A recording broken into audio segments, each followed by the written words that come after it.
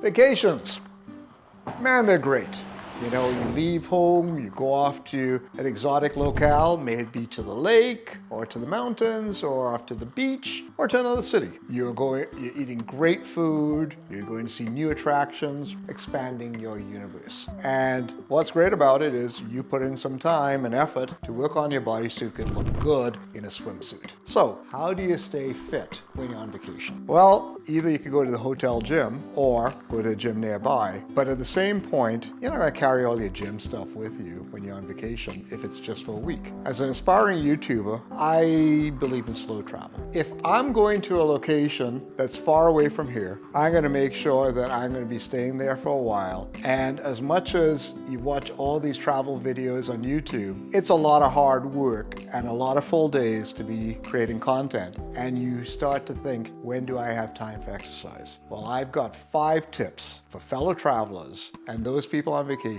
that should help you stay on your fitness goals. My number 1 tip for when you go on vacation to help you stay on your fitness program is to walk. How many of your friends or family members you know live in the suburbs or in a rural area and they are tied to their car? And then they go over to Europe or to a big city and they say, man, it was great. We went walking everywhere and I lost weight while I was on vacation. And then they come back and they get back in their car. They learned a very important lesson that just getting off your ass and walking is a wonderful exercise. Everybody has on their watch or even on their phone a fitness tracker which tracks how many steps you do a day. When I'm on vacation, I'm doing 25,000 steps a day, which is great. That onto itself is exercise enough. So when you go on vacation, make walking a priority. My second tip for helping you stay on your fitness regime is to have a travel kit. And what is a travel kit? Let me show you. I travel with a few items here, and let me discuss the utility of each one of these. I have fitness bands where I could do a lot of shoulder and arm and leg and glute work. And this is in the order of priority. So if I have limited space, this is why I carry in order of preference. The second item is having spree tubing. I could do a lot of stuff with my rotator cuff. I could also anchor this to a post, and I could do a rowing. I could do a lot more arms, and I could use it for working on my core. Very handy item. I also have a big rubber band. I could do things like deadlifts, and I could also look at full range of motion where I'm actually stretching.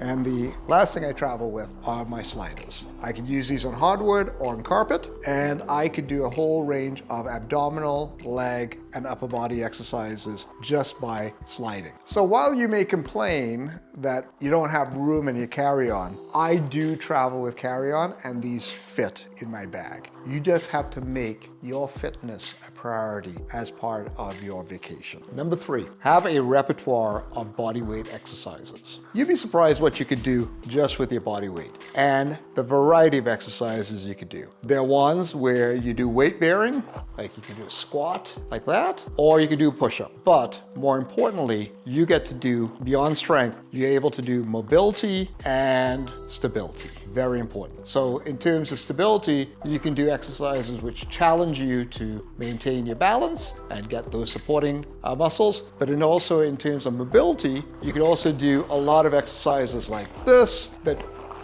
work on contracting the muscles. Then there's a whole range of types of contractions you do, but that is complementary to anything that you're going to be doing fitness-wise and is to the benefit. Think of it like a really good stretch combined with a good workout. Number 4, use a fitness tracking app. I have an iPhone, and I have, just on the basic one, Apple Health, and I can keep track of my basic stats here. Very handy. Some of you use Strava. I use a one here, which is called the fitness app, and I get to keep track of my nutrition goals and whatnot. It's part of the discipline that you need to have, regardless of if you're at home or when you're traveling. The last thing, if you want to stay on your fitness goals, think about your food. When I was traveling in India in 2024, they are very heavy in the hand with salt. So I had to figure out, how do I stay on my diet as well as not spike my blood pressure with the food that's being served to me. So I had to make the special effort to go and figure out how I could eat food with less salt. More importantly, and this is the key to this, is it's basic accounting. Whatever you are putting into your body, you gotta burn off. So indulge, enjoy your vacation, but know that you have to hit that balance sheet, regardless if you're home or traveling, to know that whatever you're putting in, you're burning off. So when you put all these things together,